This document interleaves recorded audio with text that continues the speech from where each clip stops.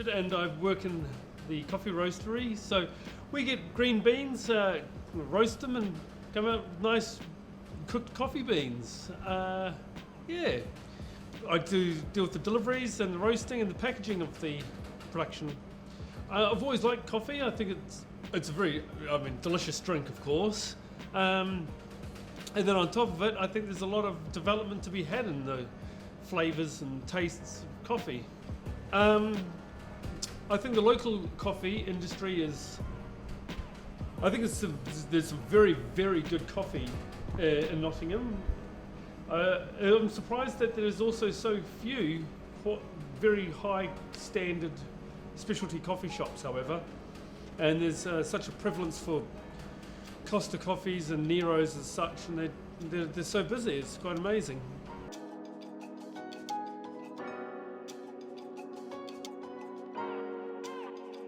So my name's Mark. I'm one of the directors of Stewart's of Trent Bridge and Blend, which is our coffee shop, our artisan coffee shop, which we have next door.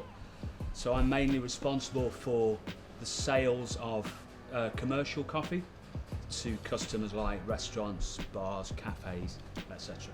I guess I always liked coffee culture, so I always liked the act of going out for a coffee. I liked looking at the surroundings, I liked good quality coffee, and I was fortunate enough to fall into a job where I could basically just elaborate on that and expand on it, which is great. The coffee industry as a whole is massive.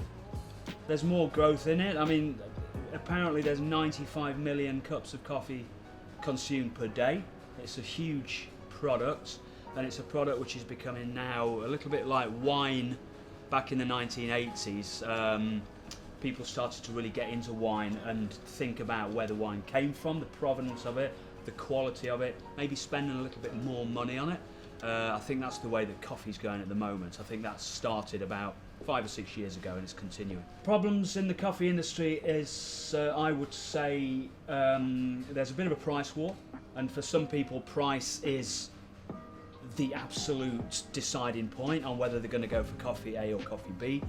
If you look at our company, we're a small company. We roast by hand, we pack by hand, we deliver a lot by hand. So if you've got a massive company which is churning out tons and tons of coffee per week, it's difficult to compete with those guys. Globally speaking, and in terms of the environment, we're going to have some issues with coffee production in the next few years. Environmental change, over farming, supply chain, increased demand is going to mean that the coffee's harder to come by. So we're going to have some issues unless people act probably a little bit more responsibly.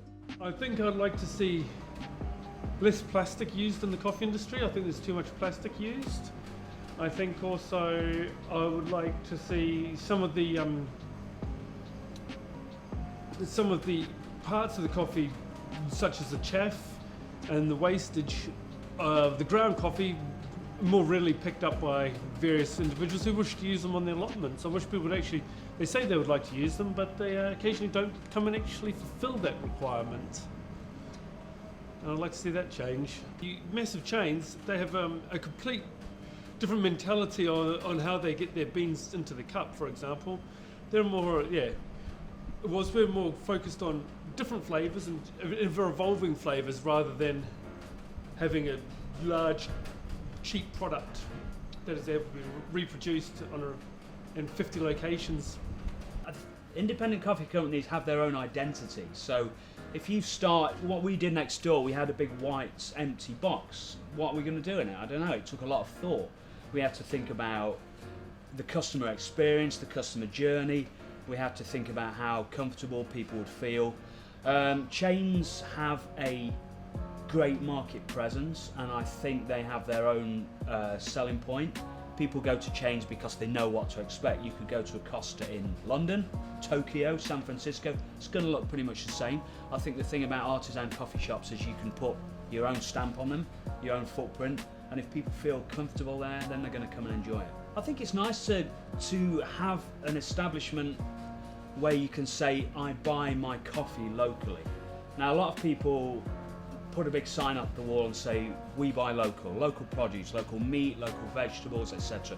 There's still a lot of establishments who seem to forget about that when it comes to the coffee, and that's not great.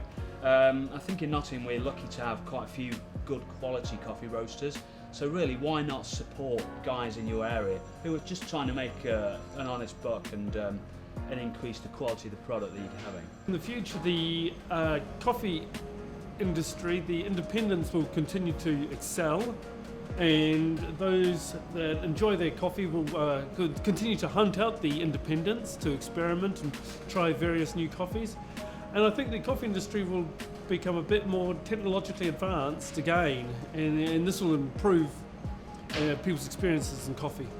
I think that the chains will always be there. I think the chains offer consistency and familiarity.